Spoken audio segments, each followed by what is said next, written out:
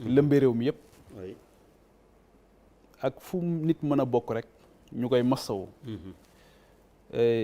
di wax rek ne dañuy sant yàlla aussi bi nga xamante ni dañu nekk ci posture boo xamante ni faruñu ak Samba wala ak Demba waaye dañ naan Sénégal rek la ñu féeteel tey waaw wax rek te jëmmi sunu borom tax moo tax déjà damay tàmbali rek effectivement comme ni ko Gabriel defee soxna Gabriel mooy condamné sama mbokk heure xamoon naa ni Diagne rek la mën a sant mooy li mu daaneele ci soxna si nga xamante ni moom moo nekk en cause ndax yàlla moom moo teral doomu aadama donc ak nu mu mën a mel te wax dëgg gisuma nu mu mel sax waaw waaye nu mu mënoon a mel rek war nañ ko ruse suñu borom xam ne yàlla ko binde noonu donc loolu lu mat a bàyyi xel la ci suñu relation yi ñuy am entre ñun mooy joxante cër bi joxante yitte te loolu tamit dafa bokk beneen pathologie la boo xamante ni suñu réew yi dañu ko am ndax tey jii boo demee ci suñu biir société daanaka boo wàññeekoo boo amee benn cër bu wàññeeko wala am lu sikk ci sa yaram sa environnement immédiat ñoo la koy njëkk a faire remarquer ñoo lay njëkk a def benn complexe donc c'est pas du kaawu soxna si mais damay ciy profito wax ne il faut que la dignité humaine bi may wax tout le temps il faut que ñu bàyyi ko xel c'est extrêmement important la dignité humaine ci suñu relation yi donc suñu borom bi ma doon tudd léegi moom lay njëkk a évoquer ci mbir mi xew nii su ma nee suñu borom mooy feebar Abdoulaye Der mën naa dal ku nekk feebar yàlla suñu borom mën na koo teg ku nekk donc souvent cëru yàlla daf ciy am ku nekk tamit ci suñu société ba tey am na lu ko dal mu dem dàmpalu ji ñu dem ñu dàmp ko ci koñ bi boo amee doom sax dañuy ñëw dàmp la dañuy ñëw di la ko dàmpal wala ñu moccal la ñun temps yi ñi nekk caajaay comme bu day bañ ma tudd caajaay amul dëkk bu ko gën a jege nga naan booru dëkk boobu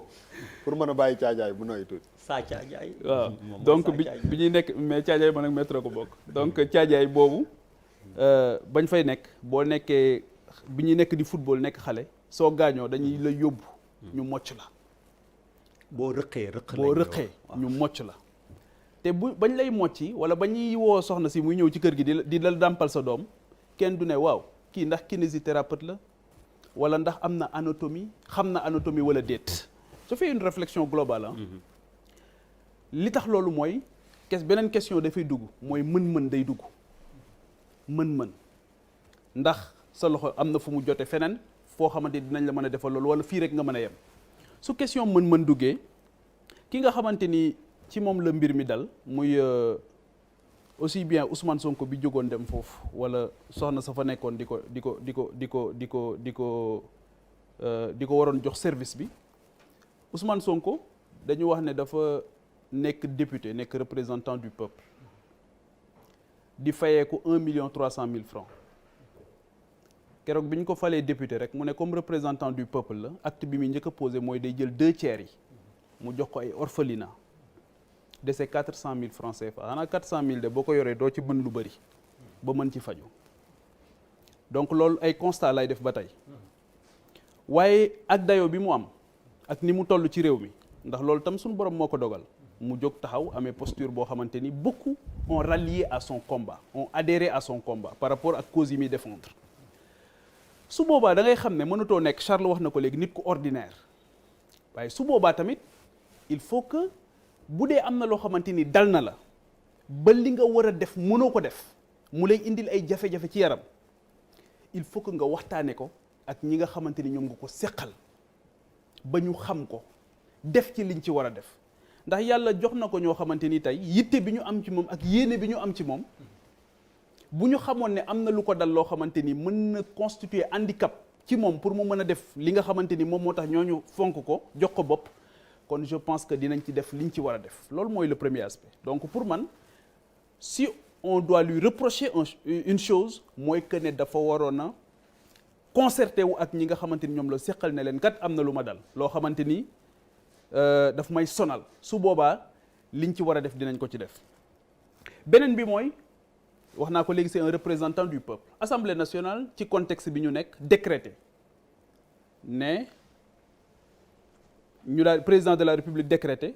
ñu nekk ci état d'urgence assorti d'un couvre-feu wax dëgg fa yàlla même les services médicaux cabinets médicaux yi sax dañuy tëj waxuma laa nag fu ñuy war a maasee ko dañuy tëj c'est-à-dire que amul benn service boo xamante ni Ousmane Sonko waroon na ko soxla jamono jooj donte moom autorisé nañ ko pour mu génn këram pour mu mën ci dem parce que dañuy tëj te moom même bu fekkee ne violé wul couvre-feu bi parce que am na lu ko permettre warul soññ keneen warul dimbali keneen ci mu violer couvre-feu waaye loolu suñ ko waxee ba pare où est la responsabilité de l'État dans cette affaire xam nga massage dafa am ñoo xamante ni bi ñii di jàngi journalisme ñii di jàngi leneen ñoom dañoo dem jàngi loolu réew moo mën di dem ci àdduna bi dafa am ñoo xamante ni seen xam-xam dafa màcc ci loolu ndax doomu aadama daf ko yittewoo am na foo xam bu fa tollee ci dundam soit mu génn ci feebar wala mu génn ci accident wala soit mu dem ba jëm mag faawu daal nit ki di toll foo xamante ni dafay soxla lool wala am feebar bu ko dal boo xamante ni il faut que ñu am lu koy dimbali pour deretam mën a daw ni mu war a dawee mais ñun coow li moo ngi bari yëpp mais ba tey bàyyiwuñu xel ñooñ nga xamante ni ci secteur boobu lañ nekk di ci dundal seen njaboot te fi mu ne nii am na nu ñuy jëlee coow li secteur boobu c'est dem na yoonam dafa am lu koy impacté man ne responsabilité de l'État waaw xanaa kuy nëbbatu wala nga nekk ci clandestinité doo def enseigne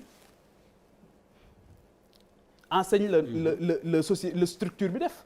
enseigne boo xamante ni day impliquer deux choses la responsabilité de la collectivité locale bi nga xamante ni foofu la ko def et la responsabilité du ministère en charge ci domaine boobu nga xamante ni ci la nekk mooy ñiy délivrer autorisation yi ak localité bi nga xamante ni jox na ko autorisation ne ko neel fang ne da ngay offrir service yi waa kan ci ñun mooy dem hôpital kan ci ñun mooy dem ca dentiste ba egg ne ko sëriñ bi jox ñu sa génneel ma diplôme bi ma xool ndax yow dentiste nga wala déet kan ci ñun moo koy def kenn du ko def donc da ngay présumer ne fi ma jëm nii service bi ma soxla ki koy def mën na ko donte da ngay dem dentiste bi juum ci sa bëñ waaye da ngay jàpp ne mën na ko donc la responsabilité de l'État pour man dafa engagé wu dans cette affaire là totalement waaye nag bu fekkee ne nous sommes dans une démocratie normale lii nii dafa waroon a nekk une affaire civile waaye nag wax nañ ko léegi dalul ci n'importe qui moo tax pour ñu jàppee ko une affaire civile rek ak lim implication yi mu am ñu gis sax des représentants de l'État du Sénégal ak ñeneen ñoo xamante ni dañoo gis ak ñuy jubiler ñii di tëb di dal ñii kontaan ci ñii bëgg ci su boobaa mooy li nga wax léegi dañuy interroger société bi ñu nekk d'abord mais dañuy interroger histoire parce que aussi il s'agit de la justice c'est vrai on n'a pas de problème avec notre justice ñun ñëpp xam nañ ko waaye président de la République ci 31 décembre bi dafa am lu am solo lu mu wax dane bu mbir xewee am ku ñu war a tëj nee na procureur ku muy woo ñu ne ko procureur des ministres de la justice lay woo mu ne ministre de la justice ku muy woo ñu ne ko président de la République lay woo mu ne président de la République moom mooy xool ndax kooku bu ñu ko tëjee mooy apprécier nee na moom président mooy apprécier ndax kooku bu ñu ko tëjee ay nit day dee wala déet moo tax li nga doon wax léegi ne citoyen d'égale dignité loolu daf koy remettre en cause parce que ñoom dañoo njortu ne diw bu ñu ko tëjee nit ñi dañuy dee mu ne kon du ñu ko tëj nañ xool yeneen yoon yu ñu ko jàppee donc loolu tamit dafay indiwaat beneen problème par rapport à quelle justice nous avons je parle pas des magistrats mais ñi nga xamante ni ñoom ñoo leen yilif qu'est-ce qui s'est passé depuis l'affaire Mamadou Dia ba ci yi gën a récent lan moo dal ci affaire Karim Wade ñu xëy rek publier liste 25 personnes est-ce que Charles ba fii ñuy wax ci plateau bi xam nañ yan conditions la ñu libérer Karim Wade ak yan conditions la ñu ko yóbboo Qatar le procureur de Qatar moom moo jël ci Karim Wade yan conditions damaa wax fii ba sonn ne kenn du fi génne rapport IGE boo xamante ni daf ñuy wax nañu nañ tëjji information judiciaire à l'endroit de Khalifa Sall amul parce que Pape Diop ak Mamadou Diop mi demoon témoigner ji ci kii boobu ci procès boobu dañu ne lii xew nii xamuñu lu mu parce que am na lu ñu bëggoon nañu amoon na ay visées politiques dans cette affaire là aussi dafa am ay préméditation évidente yoo xamante ni dafay indi jeexi jaaxa on nous parle d'une fille boo xamante ni dañu wax ne dañ ko violer de façon répétitive waaye kat la dernière fois moom dafay laajte ndax violeur bi ñëw na wala ñëwagul daf koy laajte yàkkamti loolu mu ñëw ki wax ne Jakarta ko war a jël si ñu ne oto bu mag bu ñuul moo taxaw di ko xaar ñi nga xamante ni ñoo ko employé woon gis ci moom ay xeetu comportement yoo xamante ni jaaxal na leen ñu gis ne sax ki ko jël si woon sax ñu gis appartenance am fi nga xamante ni foofu la bokk ñu ne ko yow waroo génn ndax xale bi ko jël si woon warul génn këram mu ne kat ab avocat ak benn médecin ñoom ñoo ko permettre mu mën a génn loolu tamit dafay indi ay jiixi jaaxa yoo xamante ni jiixi jaaxa yu bari la yoo xam mën na tax ñu xoolaat mbir mi leneen li nga xam ci laay jeexale Abdoulaye Der nga baal ma mooy le comportement problématique aussi de l'Assemblée nationale du ñu dugg ci juridisme très sincèrement parce que droit ci réew mi interprétation bi tout dépend du bord où l'on se situe malheureusement loolu tamit histoire u dëkk bi moom moo ñu ko woon par rapport ak problème yi nga xamante ni dañ ko fi évoqué pourquoi ma ne la posture de l'Assemblée nationale me paraît problématique mooy représentant du peuple du fu ñu jógee rek ne dañuy dindi mbalaanu kiirlaayam Assemblée nationale buy réunir dafa war a am suffisamment d'éléments yoo xamante ni moom moo koy permettre mu évaluer en son sein ndax lii jar na ko wala jaru ko donc moo tax ma ne foofu aussi Assemblée nationale warul rek buñ ne siim nañ cere ji rek ñu ne nañ ko dindi su boobaa dafay poser problème parce que il faut que ñu xam ne député nekkatul nit ku ordinaire mais leneen li aussi mooy par rapport à la violence Charles comme yow je condamne la violence mais je la condamne sous toutes ses formes parce que bu fekkee ne Ousmane Sonko flagrant délit la woon effectivement flagrant délit la ak lu mën di am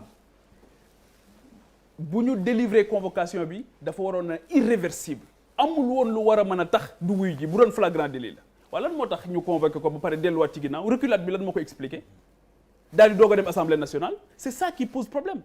moo tax ma ne est-ce que ñoom jëloon nañ le temps nécessaire pour apprécier xool ndax li ñu bëgg a def ndax dëppoo na ak règlement intérieur assemblée nationale ou pas yaa ngi dégg ba pare donc pour man aussi loolu tamit am na ci solo ba nga xamante ni violence bi loolu moom moo ko njëkk a wundu mooy cette violence là parce que violence dafa bëri ay formes avant d'être physique dafay revêtir yeneen formes yu bëree bëri jàpp naa ne loolu aussi Abdoulaye Der lu am solo la